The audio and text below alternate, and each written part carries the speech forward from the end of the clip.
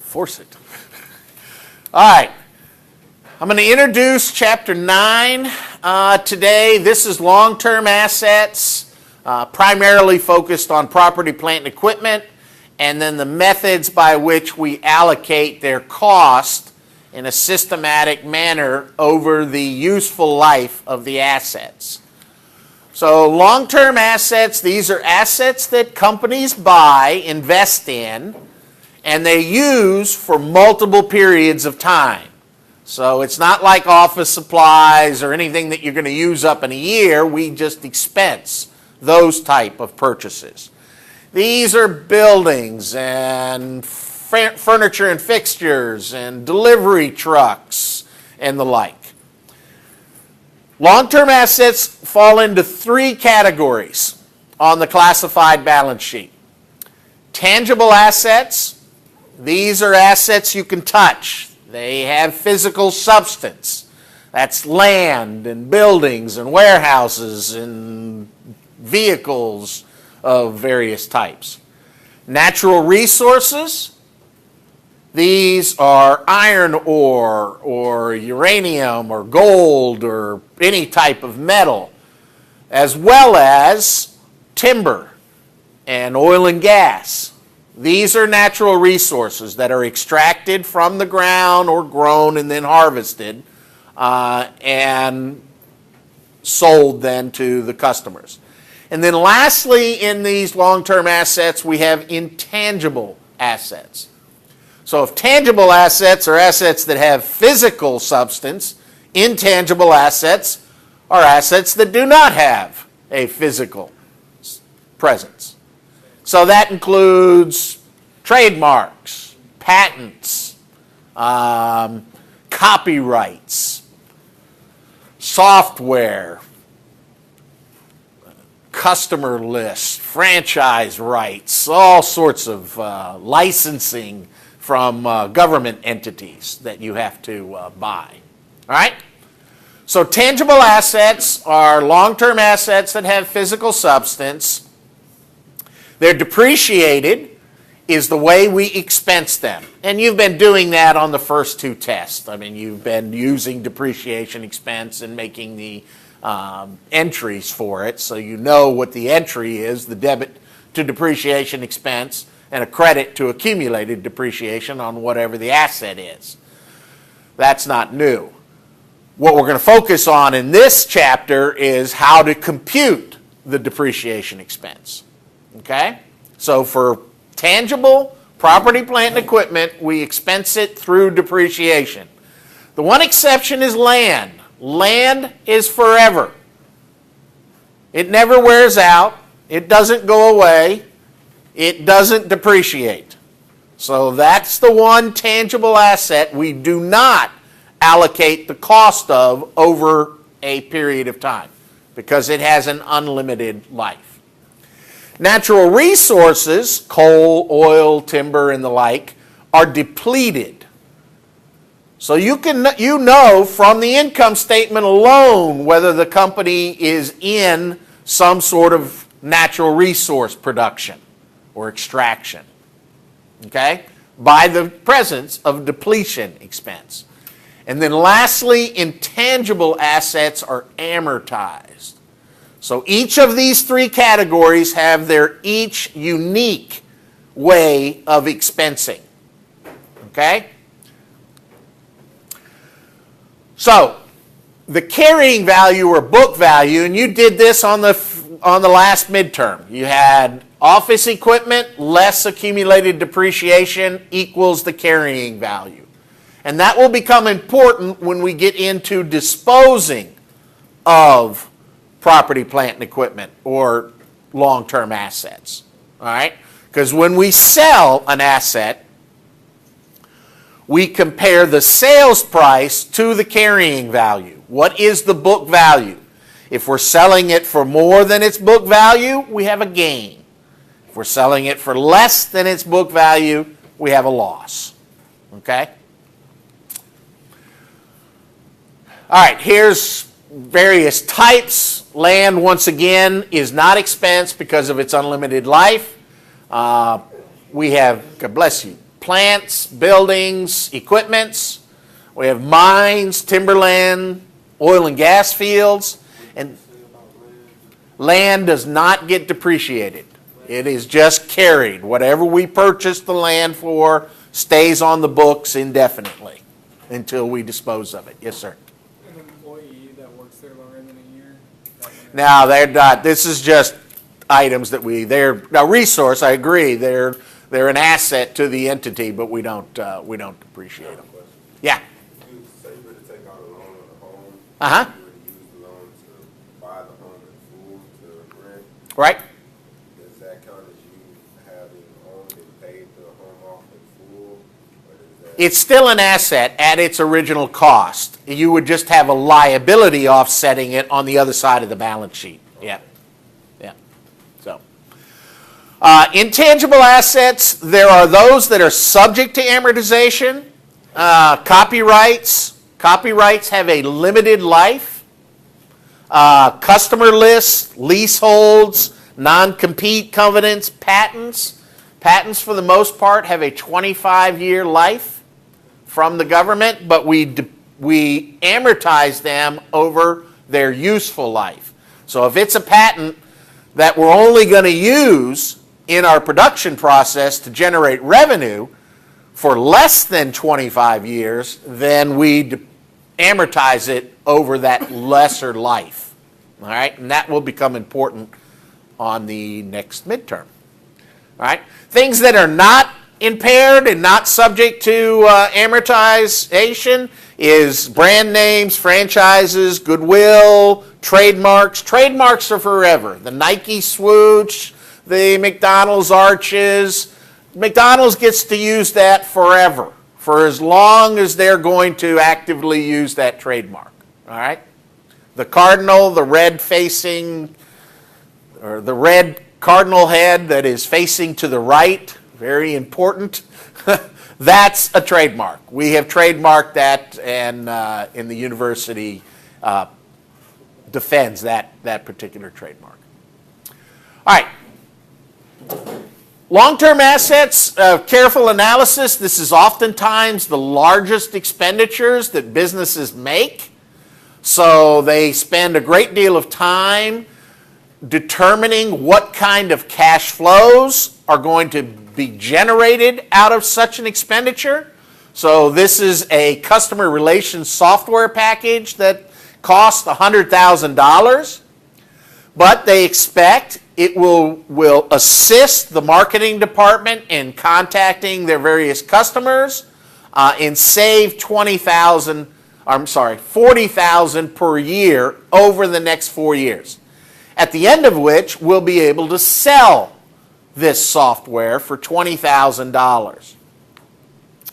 So that's a negative cash flow in the first year of $60,000, 40 the next year, 40 the next year, and then 60 the fourth and final year. There's a number of ways of evaluating, and you're going to get this when you start, when you take the class, your finance class, your basic finance class. And I think it's called the Fundamentals of Financial Management. They'll talk about the various ways. You can do payback periods. Payback periods are quite simple. You take the outflows, and how long does it take until the asset is paid for? So if we've got a negative 60 in year one, we'll have a negative 20 by the end of year two. Halfway between year three, we'll have paid the $100,000. So 2.5 years is the payback period for this particular asset. Another way of doing that is net present value. We take the present value of the outflow, the $100,000. We have an annuity for the inflow of $40,000. We'd go to table 2 using a 10% discount rate for 4 periods. That gives us a total of $126,800. And then we have the single expenditure of $20,000 in 4 years. That's got a net present value of $13,666. In total, it's positive. If this calculation is positive, you should make the investment. All right? It meets the parameters. So that's net present value. You can also do something called an internal rate of return on something like this, which is a different calculation. But those are the two most common. Surprisingly, businesses continually use the payback period, even though it's very simplistic. It doesn't really take into account the value, the time value of money, but businesses seem to like the payback period as far as that goes. Okay, the total cost of acquiring a long-term tangible asset, property, plant, and equipment. It is not just the purchase price. It is everything that you need to do in order to place this into its intended purpose. All right? So there may be additions to that. You may have to put in some, sewer lines. You may have to put in utilities. You may have to tear down an existing building in order to build whatever it is you're intending to building. All of that goes into the cost of the land. So it's the purchase price of the land. You may have surveys. There may be legal fees. You may have some back taxes that is owed on the land. You need to pay all of that in order to place that land into service. You think that would be the capital expenditure? That would be the capital expenditure. Yep. So on things like equipment, factory equipment, it's not, once again, the cost of the equipment itself. If you paid the freight to get the equipment to your place of business, you may have had to rent a crane to take this piece of equipment off of the truck and put it onto a motorized dolly. You might have to rent the dolly in order to drive the darn thing through your factory to get it to where it needs to be installed.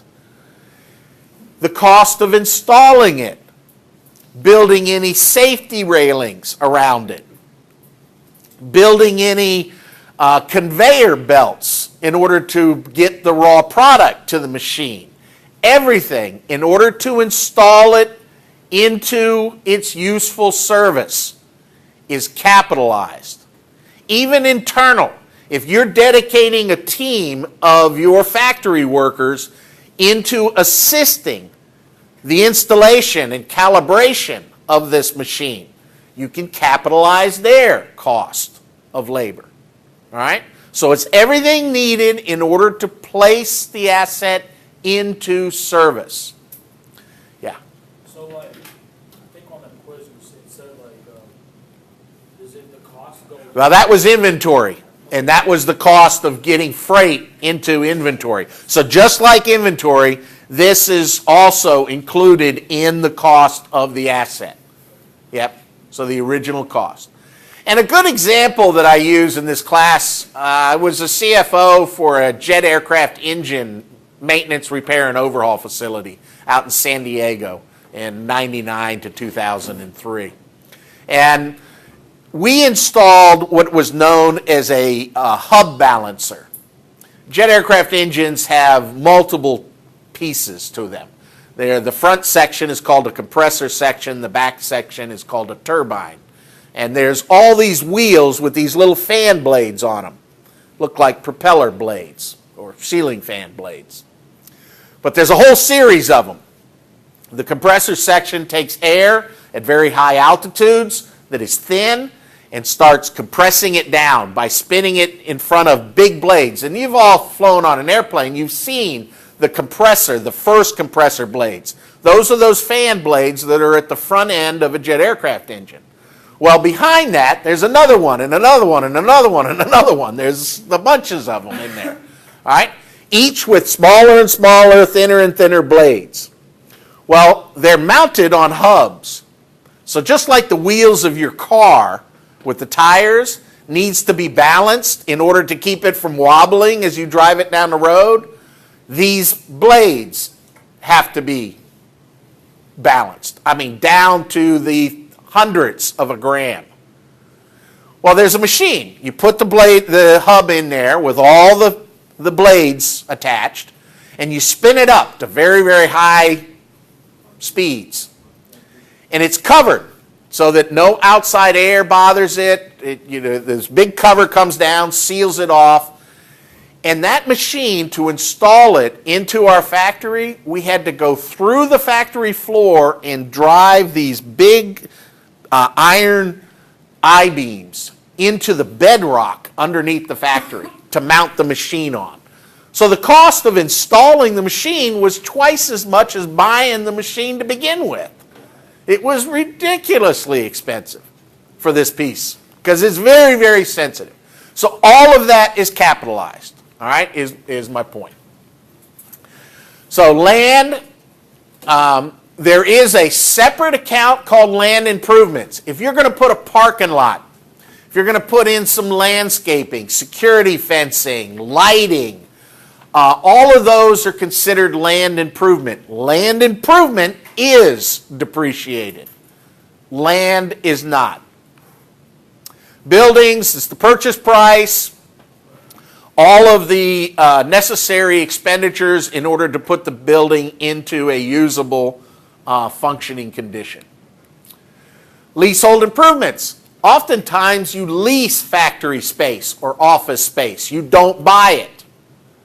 In which case, any cost that you put into office walls, installing a computer network, putting in carpeting, putting in window treatment and blinds, all of that is then depreciated over the lease period. All right? So that's leasehold improvement. I'm going to mention group purchases, and on Wednesday I will be doing a couple of examples of this. Oftentimes you make a single expenditure for purchase, but you're buying multiple assets. And the most common of that is when you buy a building that has land underneath it. You're buying both. Well, land is not depreciated, so you need to separate out the purchase price of the land from the building that is going to be depreciated. So here's a case of land that is got an appraisal of $20,000 and a building that has an appraisal of $180,000. You buy both pieces, both assets, for a total of $170,000. So you got it for less than it appraised at, which is also pretty common. So you allocate it at that point. The land is 10% of the total, 20,000 divided by the 200,000. So when you multiply 10% of the purchase price, you're going to capitalize land at 17,000. 90% of the remaining purchase price will go to the building. So the building will be capitalized at 153. And we'll do a couple of examples of this on Wednesday. So depreciation is the allocation of a tangible. You do that because assets wear out. They become obsolete. You wear out a vehicle as you drive it to the point that it's no longer functioning. So this is the allocation of the expense of that long-term asset. Going back to our matching principle, we always want to capture all of the expenses that we expend in order to generate revenue. So this depreciation is the way we do that.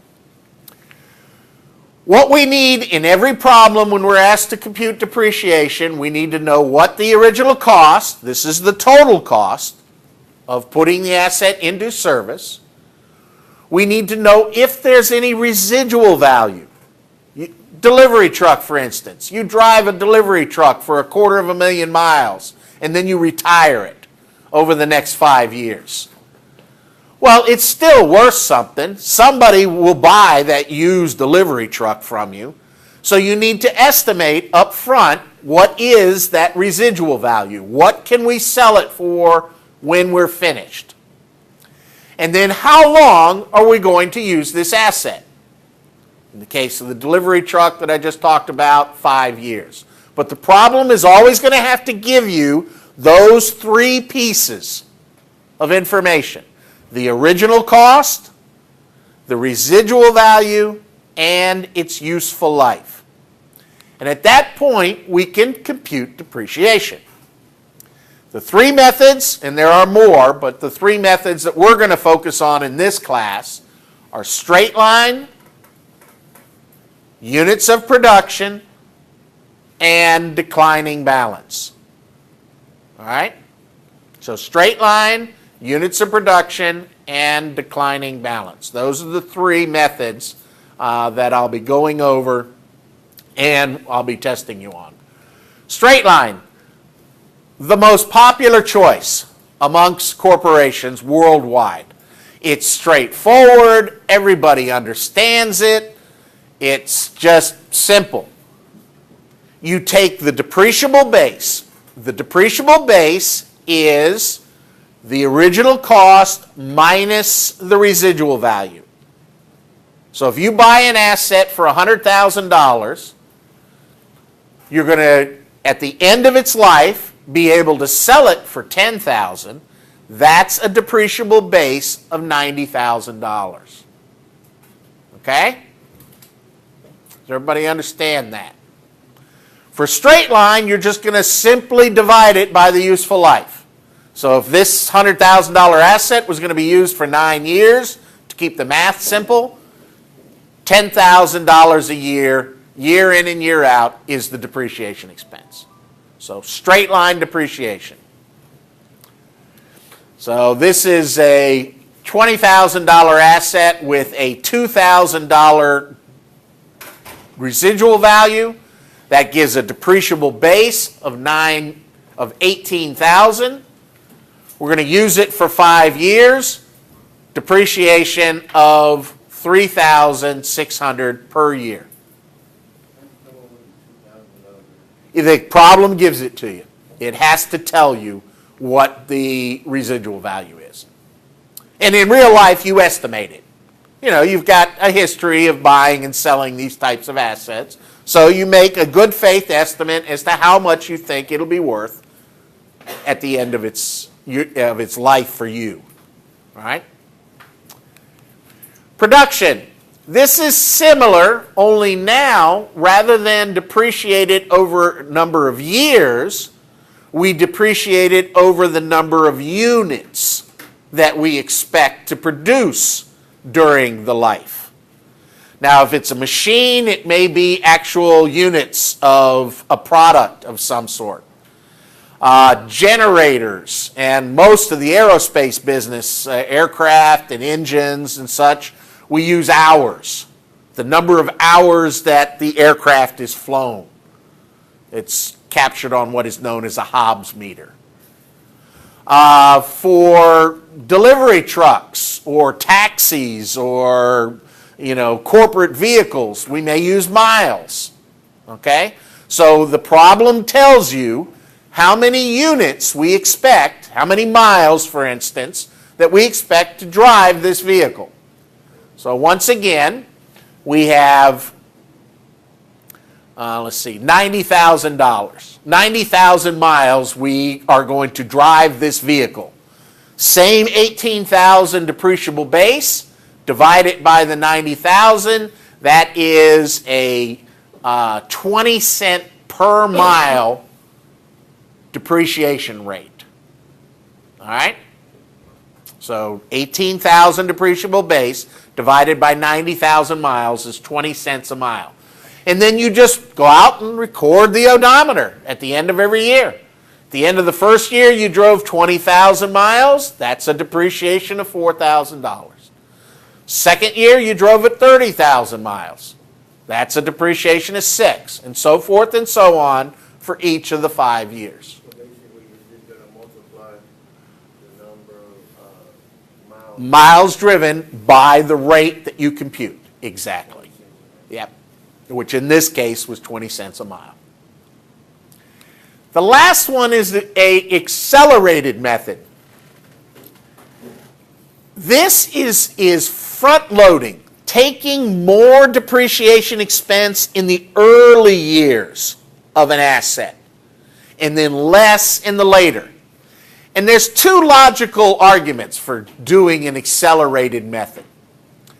The first one is that when a machine is brand new, it is at its most efficient. It's new technology, it doesn't break down, it doesn't require a whole lot of maintenance. It's generating at its peak of revenue. So, if it's generating the most revenue in its life, we should take the most depreciation at the early years. And then as it ages, and the drop-off in its efficiency and the maintenance, the cost of maintaining this equipment starts to climb, then we're using less and less depreciation in the latter years. All right? What we'll be focusing on is a method called double declining. All right?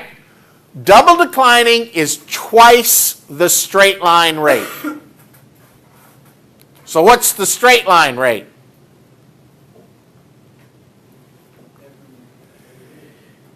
The straight line rate is a percentage, expressed in a percentage, of how much depreciation under straight line you would take per year. So if you had a 3-year asset, what's the straight line rate of a 3-year asset? 33.33%. You just take 100%, divide it by the life of the asset. So double that would be 66 2/3. What's a 4-year asset? 25. Doubles 50%. 5-year assets, 20%. Double is 40%, and so forth and so on. Okay? So it's double the straight line. So on this one, it was a 5-year asset. Straight line rate is 20%. Double that is 40%. Now the other nuance in this particular method is we don't multiply that 40% times the depreciable base. We multiply it by the original cost, and then we depreciate it down to the residual value. So we start with the $20,000. 40% of $20,000 is $8,000. That gives us a carrying value, a book value of 12. The original cost of 20 minus the 8,000 that we took. 12,000 times 40%. Depreciation for the second year is 4,800. Now we have a balance of 7,200. 7,200 times 40%. 2,880. We're down to 4,320 times 40%. 1,728. So we're at the end of year 4, we're at a book value of 2,592. If you multiplied that by the 40%, you would wind up taking too much. And you would wind up depreciating it below its residual value. So in the 5th and final year, you just subtract the residual value from the carrying value, and depreciation for year 5 is only the $592. And that brings it down to the $2,000. Now, I'll do examples on Wednesday where this could occur in year 3 on a 5-year asset. Could. Depends on how large the residual value is. Any year that the regular method, multiplying it by double the straight line rate, generates too much depreciation to where the book value is going to be driven below the residual value, you stop. Okay? So that's the nuance on this particular method. Everybody understand that? Okay. Yeah.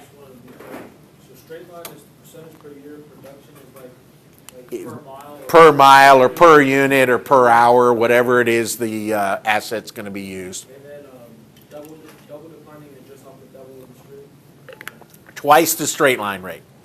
The only other nuance with that is that straight line and units of production, we use the depreciable base, whereas double declining, we use the original cost. That's the only change. All right?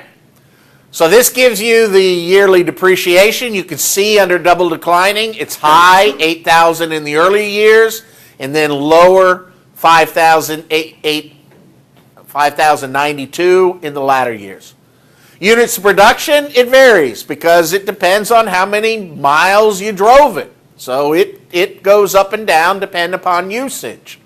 And whereas straight line is always the same. In this case, it was what, $3,600. All right. Disposal. If you sell a depreciable tangible asset before it's the end of its useful life, or even when you sell it at the end of its useful life, you have to record either a gain or a loss depending upon how much you sell it for. So if you had a piece of equipment that originally cost $13,000, we had taken depreciation during the years since we bought it of $9,300, that's a $3,700 carrying value. If we sell it for exactly that price, somebody comes in and buys it for scrap or for whatever reason for $3,700, then we just write it off. I'm sorry, if we just scrap it, we just haul it off to the trash bin, then we debit now the accumulated depreciation to reduce that to zero for the $9,300. We credit the machinery for the original price of $13,000, and then the difference is a loss on disposal of machinery for the $3,700 carrying value.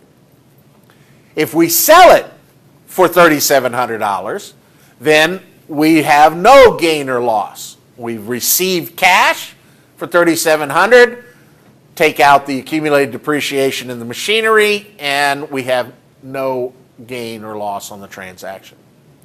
If we sell it for only $2,000, now our loss has been reduced to $1,700. If we sell it for $4,000, now we're selling it for more than its book value. We have a gain on sale of machinery. And I'll do an example like this on Wednesday also. Okay? Does that make sense? All right. Let's talk quickly about natural resources and intangibles, and then we'll finish up this introduction to this chapter. So natural resources, as I said before, include oil and gas, it includes coal, it includes iron ore, any kind of metal that you extract. It also includes timber. That's a very popular industry in South Georgia and North Florida. People have acres of land and they plant pine trees when their children are born. And then those pine trees grow up. So by the time they go to college, they come in, they harvest the pine trees, and that pays for the college education.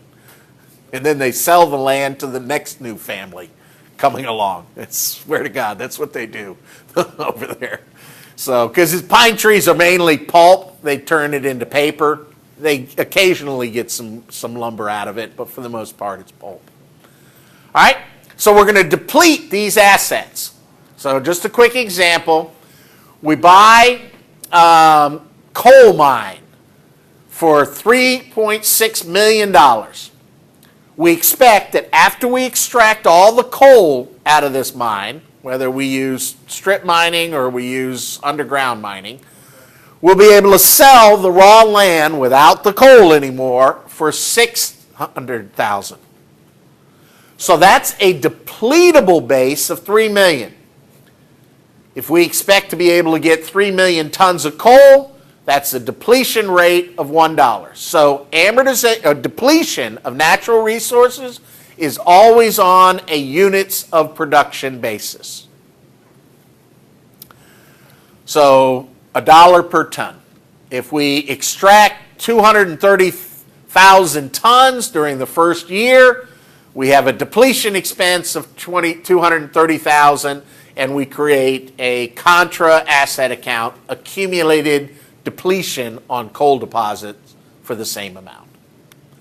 So that's depletion. Intangibles. Intangibles fall into two broad categories. Those with a finite useful life, they've got a limit. Patents are the most popular. Patents on technology and equipment and stuff are 25 years in the United States. When you register a patent, you have the exclusive rights to that particular invention for 25 years. All right? Copyrights also have a limit, but they're 70 years after the death of the author. All right? Which is why you can go on the internet and download Shakespeare for free. Because there's no copyright on Shakespeare's work. He's been dead hundreds of years.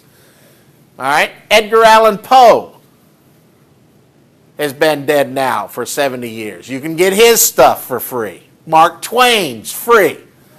Hemingway, not yet. If you want to buy a Hemingway book, you've got to pay for it legally. All right? So it's 70 years after the death of the author. That also includes artistic works. So all of John Lennon's songs will eventually become free. What about like Picasso's paintings? Paintings are not, well, the image, yes. You can use Picasso's image for free, but not as actual painting. That's a physical thing, not a copyright. Okay? I don't know if Picasso's been dead 70 years, though. I think he died in the 50s, I think. Yeah, I thought he died, yeah. So not yet, yeah. But certainly Michelangelo and Leonardo da Vinci, those images, you regularly see those drawings used. So, all right, so these are a finite lives. And then there's stuff that has infinite lives. Trademarks, I mentioned before. Those are infinite. You have to re-register them periodically with the federal government, but you have the use of a trademark for as long as you're going to commercially be using it. Okay? So when research and development costs, these are expensed as expended. And I'm going to mention what goodwill is. Goodwill is generated when you go out and acquire a subsidiary. You acquire another business. If you pay a purchase price for that business that is equal to more than the fair market value of all the assets less the liabilities that you assume, then you generate goodwill. Okay? Goodwill is infinite. There's a very complicated impairment test that has to be done annually, but it is considered an infinite. So here's all the different, here's copyrights, like I said, artistic material, author's life plus 70 years. Patents are 20. Some design patents, maybe only 14. And apparently in the pharmaceutical business, it's even less. So that's why you can buy generic drugs after a period of time rather than buying the original drugs. So there's a different limit for that. Leaseholds are based upon the life of the lease. Software, non-competes, customer lists, stuff like that. These are all intangible that have finite lives. All right? That's it. Any other questions?